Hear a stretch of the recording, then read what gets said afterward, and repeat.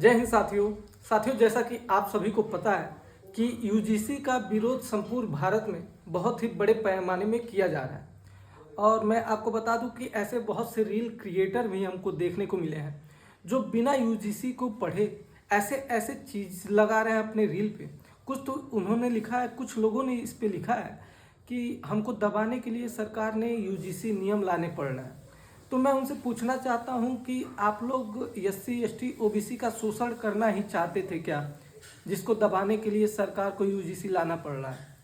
साथियों, किसी की बातों में न आकर सबसे पहले हमें किसी भी बिल को पढ़ना चाहिए ताकि हम जान सके कि उसमें क्या लिखा है क्या नहीं लिखा है। क्योंकि बहुत से ऐसे लोग हैं जो बिना यूजीसी को पढ़े, बिना यूजीसी को जाने, उसके नए बिल को जाने, लोगों में अफवाह फैला रहे हैं कि ये बिल सिर्फ एससी एसटी ओबीसी के लिए है और जनरल कैटेगरी के लिए नहीं है।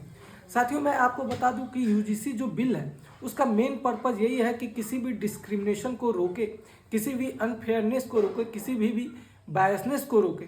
और ये सिर्फ एससी एसटी ओबीसी के लिए ना होकर जनरल कैटेगरी के लिए भी है। क्योंकि आप उसमें पढ़ेंगे तो उसमें सिर्फ एक जगह जनरल कैटेगरी को एक्सक्लूड किया गया है और वो है जहाँ पे कास्ट डिस्क्रिमिनेशन की बात की गई है। वहाँ पे कास्ट डिस्क्रिमिनेशन में जनरल कैटेगरी को एक्सक्लूड करना इसलिए भी किया गया है, जहाँ तक मैं समझ पा रहा हूँ, क्योंकि हमेशा caste discrimination SC ST OBC का होता है, जनरल कैटेगरी का नहीं होता है। तो हो सकता है इस चीज़ को सोचकर वहाँ पे जनरल कैटेगरी को एक्सक्लूड किया गया है। हाँ, मैं मानता हूँ कि यूजीसी बिल में बहुत से ऐसे जगह हैं जहाँ पे अमेंडमेंट करने की गुंजाइश है और उसे करनी भी चाहिए। जिसमें पहला अमेंडमेंट उसे करना चाहिए, जो इक्विटी कमेटी बनाई जा रही है उसमें एससी एसटी ओबीसी के बच्चों का तो आप उसमें रिप्रेजेंटेशन ले रहे हैं, लेकिन जनरल कैटेगरी के बच्चे का रिप्रेजेंटेशन उसमें नहीं लिया गया। तो उसमें अमेंडमेंट करके जनरल कैटेगरी के बच्चे का रिप्रेजेंटेशन भी लेना चाहिए।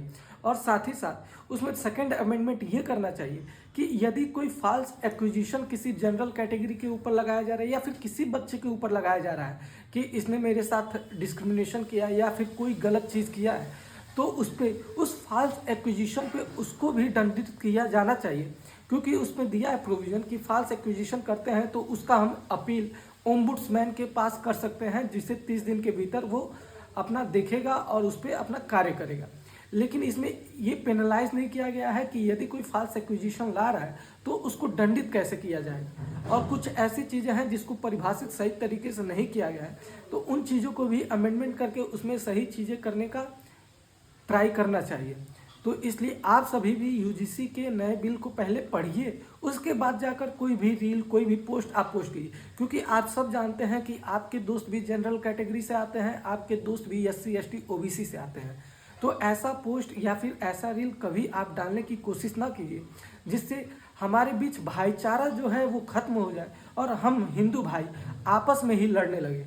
तो कृपया करके आप यूजीसी बिल को पढ़िए, उसे समझिए, तब जाकर अपने विचार को सामने प्रकट कीजिए और अपने विचारों को इस प्रकार से प्रकट कीजिए ताकि सामने वाले को भी बुरा न लगे और वो आपकी बातों को समझे और वो यूजीसी बिल को देखे। धन्यवाद।